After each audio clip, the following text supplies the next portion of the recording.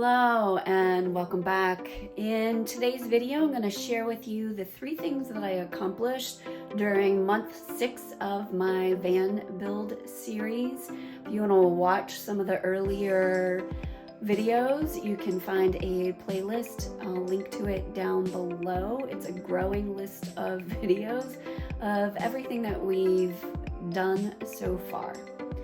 In today's video, I built and installed 3 main structures, I would say, and I did it all by myself because my parents were on vacation during this month of the van build.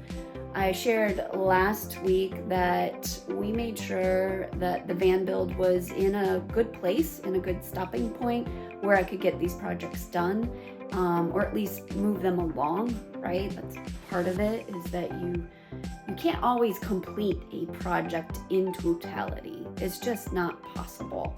And so I was able to get initial phases of these projects done. So let's jump into it. You might notice that I'm in my parents' house in North Carolina. This serves as my home base.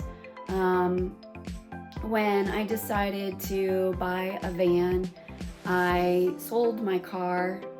I traded it in on the van. I sold the majority of my furniture and I downsized a lot of stuff because I knew that I wouldn't need it. But there were certain things that I didn't want to let go of, like this bookcase that my dad and I built when I was in undergrad, or like the dresser / desk that is in the closet that my mom refinished for me when I was in high school. There's just some things that I was not willing to let go of. And so this serves as my home base, and I am here for the time being because, and I shared this in my video last week, I came back for 3 reasons. 1, I want to make some additions and upgrades to the van that will help me stay out longer and just make things more comfortable. 2 is I think it's really critical with this election that we vote in person, and so I'm here to do that. I hope to do early voting starting in, I think it's next week, right? At least in North Carolina. And the 3rd reason is I want to bring some toys along with me that I didn't have before, like my stand-up paddleboard and my bike. So yeah, that's why I'm here. One more quick thing. I got to volunteer this weekend to unload 4 trailers full of supplies for victims of Hurricane Helene that are in Western North Carolina, and it felt so good to do that.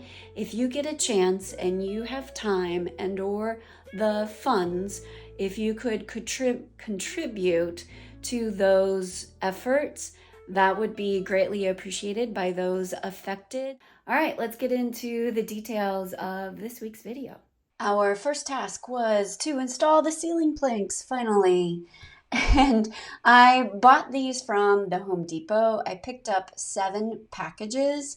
1, because I read the reviews and I watched a lot of videos on YouTube that complained that they split very easily and some of them came deformed or cracked, had issues. And the best part about getting them from Home Depot, which I'm sure you could find a calculator elsewhere, is if you know the length and the width of your ceiling, it'll tell you how many units you need.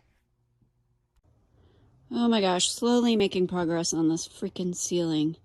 I've been here since 8 and it's past noon, and this is as far as I've made it.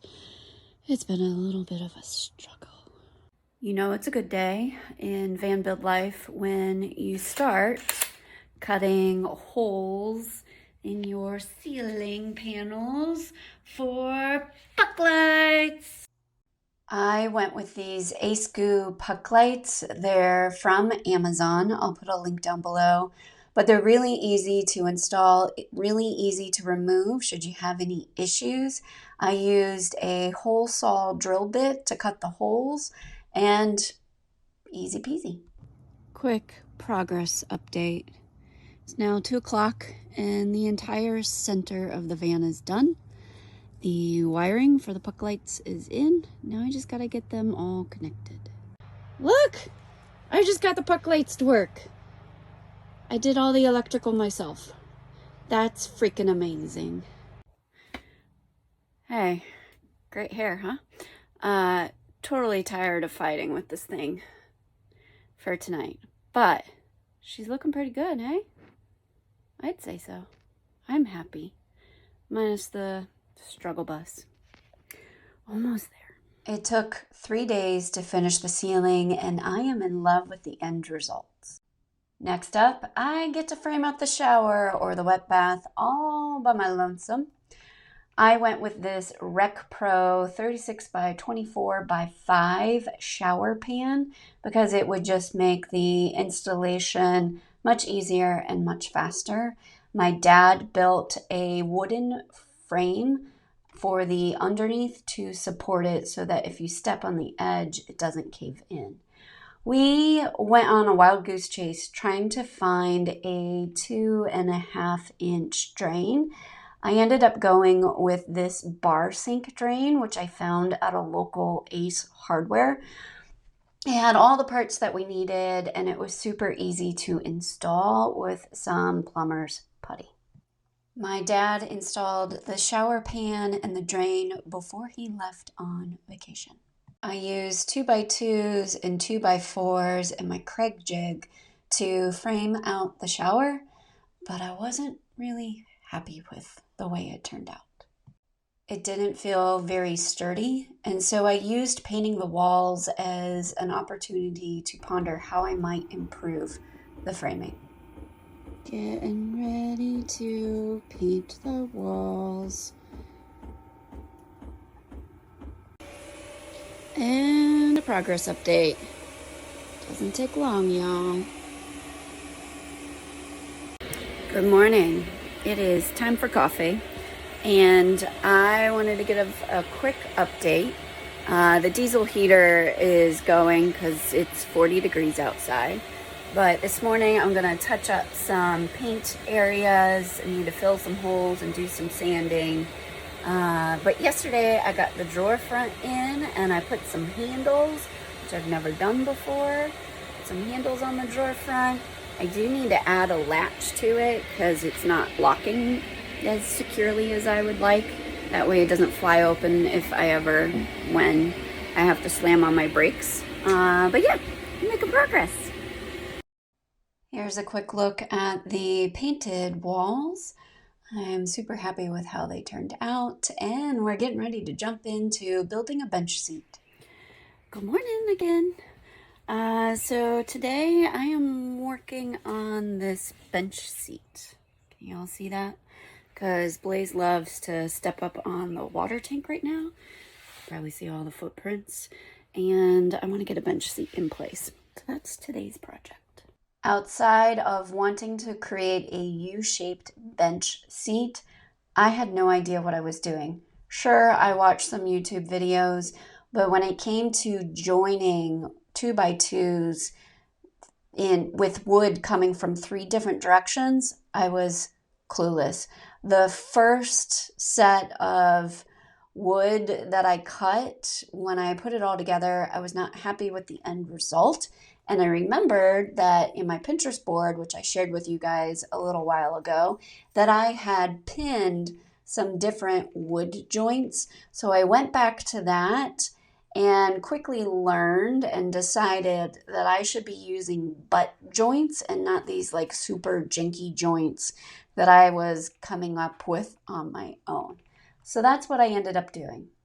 Let's just say I had to cut wood multiple times before I could get it to fit just right. Once I was happy with the construction of the bench seat, I wanted to cover it with some leftover cedar planks. And so I was debating which direction those planks should go. I ended up going with vertical, and I'm so glad that I did because it's in alignment with the direction of the ceiling. Here's Blaze testing out the new bench seat. I think she likes it. I was debating whether or not the seat lids should be solid or slats. I went with solid. Here's today's bench update. I just finished cutting out all of the pieces, so these will lift up.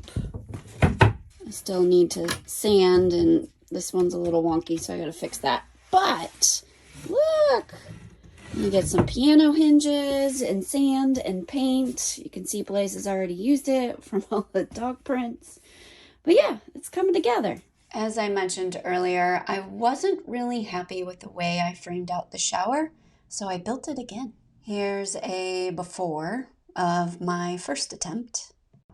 I just finished framing out the shower stall for what feels like the 100th time, but I think this is the best version yet. So, what did I learn this month? I learned so much. One, it is so hard to build in a van that is not square, not level, not plumb. And it's extremely hard to do it all by yourself. So I recommend, if you are in the process of building, framing out a shower, building a bench, install the ceiling, if you can grab a set of extra hands, it will be so much easier and it will probably go so much faster, especially if they're taller than you and you're my height. I'm 5'4", and trying to reach the higher points of the ceiling was a bit of a struggle because I was having to go up and down a step ladder. But I did it. And if you are determined and willing to persevere, you can do it too. So yeah, just get an extra set of hands if you can. The second thing that I learned is that you are probably going to have to make something more than the first time. You're going to have to rebuild it. And partially that's because you are learning, at least for me, I was learning as I was going, and I had to make modifications. The way in which I built the shower, the first time it was not very sturdy. It used a lot of 2x4s, so I was trying to be very weight conscious. And I ended up, when I framed it out, I've put boards across the top to help stabilize it. But what that did is it brought the ceiling of the shower down, and I didn't want that. So I had to rebuild it. I had to rebuild the bench seat probably 3 times. And just, you're gonna have to be okay with that. That's all I can say. Because you're gonna make mistakes, and I've said this before, nobody's perfect, nothing is perfect. And just be prepared to do it all over again. How much did the ceiling installation, the bench seat, and the shower pan and framing cost us this month? We spent $189 at the Home Depot for the cedar boards. And we had quite a few left over, which I was able to use later in the build. So I felt pretty good about that. I spent $52 on just the 8 puck lights we used for the ceiling. I ended up buying 2 more packs later on, and we'll get to that. We spent $83 on wood preconditioner, stains, polyurethane, and a very fancy brush. Just the better quality brush, especially when you're doing polyurethane, the better the results. I spent $155 on that Rec Pro shower pan and $23 at Ace Hardware on the bar sink drain. Our previous total was $12,066, so our current running total is $12,568. That wraps up this video. Join me next Sunday when I release month 7 of our Van Build series. Take good care of yourself.